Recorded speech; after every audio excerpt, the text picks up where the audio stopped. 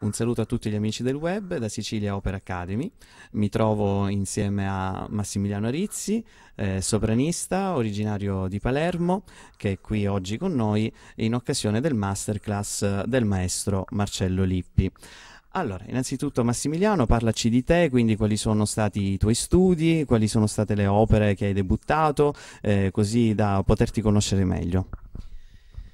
Ciao William, ciao a tutti gli amici di Opera Academy. Intanto, prima di iniziare a parlare di me, volevo ringraziare te e Sicilia Opera Academy, che è una realtà eccezionale nella nostra Sicilia perché riesce a intanto ad accomunare moltissimi cantanti da tutte le parti d'Italia, d'Europa e anche oltre Europa, a quanto pare. E poi perché dai a noi artisti siciliani la possibilità di confrontarci non solo fra di noi, ma anche con grandi insegnanti, grossissimi agenti, quindi ci dai la possibilità di ampliare il nostro, diciamo, il nostro mondo musicale, che è esatto, i nostri orizzonti, che non è da poco in questa terra che insomma è poco guardata spesso, quindi grazie a te per questa bellissima realtà. Parliamo di me. Niente, di me c'è da dire che ho iniziato a studiare canto lirico circa 7 anni fa con Maria Argento, la mamma di Desiree Rancatore, famosissimo soprano a livello internazionale, bravissima e carissima amica. Poi la mia carriera è sfociata, vabbè, in vari concerti di musica sacra, concerti d'aria d'opera, poi ho debuttato delle opere in prima esecuzione al Festival della Valle d'Itria, ho fatto il Re Pastore di Piccinni nel ruolo di Aminta, e poi la Killing Shiro di Sarro. Di tutte e due queste opere sono usciti i dischi con la Dynamic.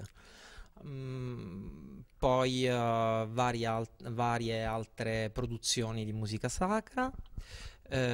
Ultimamente, proprio per dire l'ultima cosa che ho fatto, è la colonna sonora per un film per il cinema che si intitola Un uomo nuovo.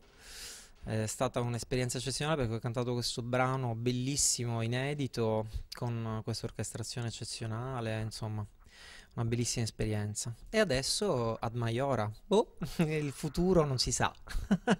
Può essere che parta da qui, non si sa. Te lo auguro, del resto ho avuto modo di ascoltarti già, quindi ti faccio i miei complimenti, sei davvero molto bravo ad altissimi livelli.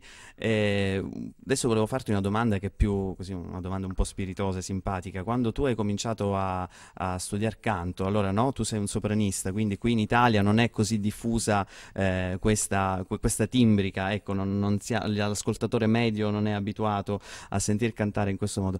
Quali sono stati magari i commenti, le reazioni del pubblico? Sicuramente avrai qualcosa di divertente, di carino da raccontarci, siamo curiosi di ascoltarti. Ma in realtà la difficoltà principale all'inizio dei concerti o comunque quando ero ospite in concerti vari di altri colleghi, eccetera, era continuare a cantare in maniera serena e rilassata, come faccio sempre perché è la mia vita, la mia passione, il mio amore folle.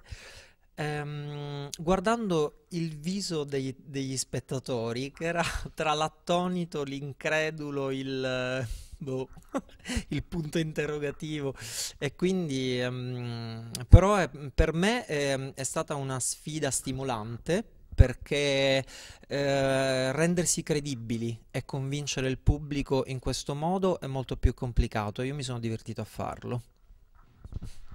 Ma diciamo che anche in Italia è anche molto complicato, non solo per convincere il pubblico, ma anche per avere delle scritture, perché purtroppo è un genere poco trattato. Quindi ti auguriamo di poter trovare tante scritture in futuro, perché le meriti, ripeto, sei molto bravo e speriamo noi di poterti essere utili nella tua carriera, nel proseguo della tua carriera. È stato un piacere averti intervistato e speriamo di vederti presto. Grazie ancora, Massimiliano Arizzi.